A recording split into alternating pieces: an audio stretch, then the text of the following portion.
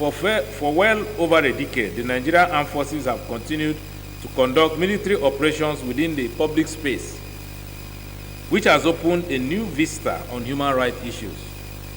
These complex conflict zones presented a multifaceted challenge in balancing operational effectiveness and adherence to established human rights norms. However, despite these challenges, the Nigerian Army is obliged to respect and protect the fundamental human rights of civilians by supporting the principles enshrined in the Universal Declaration of Human Rights and the international humanitarian law. The current threats confronting the nation include sophisticated terrorist groups like the Boko Haram terrorist groups, who wield heavy weapons and explosive devices, bandits in the northwest, and the indigenous people of Biafra in the southeast. It is in this light that the Nigerian Army is walking the fine line between defeating these security threats while upholding human rights of the people. To this end, the Chief of Army Staff, Lieutenant General Olufemi Oluyede, Nigerian Army Medal, has instituted a series of measures designed to ensure that the conduct of Nigerian Army soldiers remains within the ambits of the law and in line with international best practices as regards human rights at all times. They are human beings. These rights are God-given, and they say it's inalienable.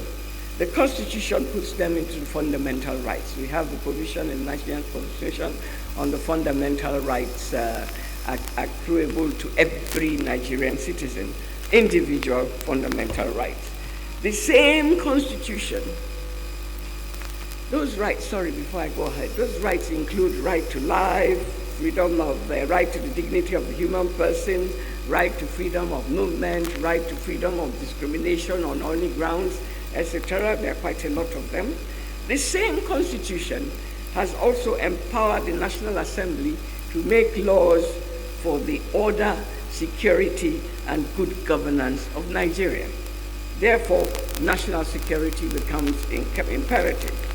It goes without saying, when you look at the theme of this conference, balancing security and human rights, a shared responsibility, it goes without saying that there has always been imbalance. Imbalance. What is balance? Balance is weighing something so that everybody is on an equal, you have an even balance. The fact that the theme of this club is talking about balancing shows you already that there is an imbalance. And where does it outweigh? If we have a scale, national security, individual rights, human rights, what is it? You have the scale.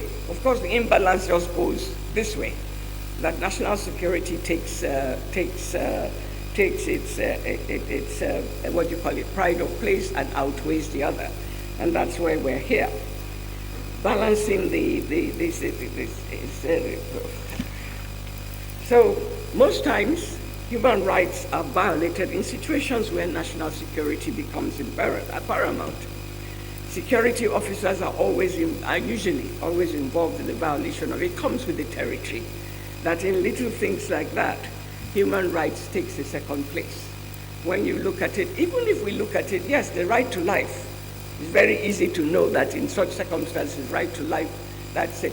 But simple things like right to freedom of movement, you think is a simple thing, but in an atmosphere of unrest, terrorism, and all kinds of things, and anytime you have a situation where you have to declare a curfew because of civil unrest or whatever is going on, what does that do? Simple thing like freedom of movement.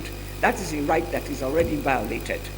So when you look at it in terms of that, we're now saying that national security, and there's always a point of intersection where one has to give to the other.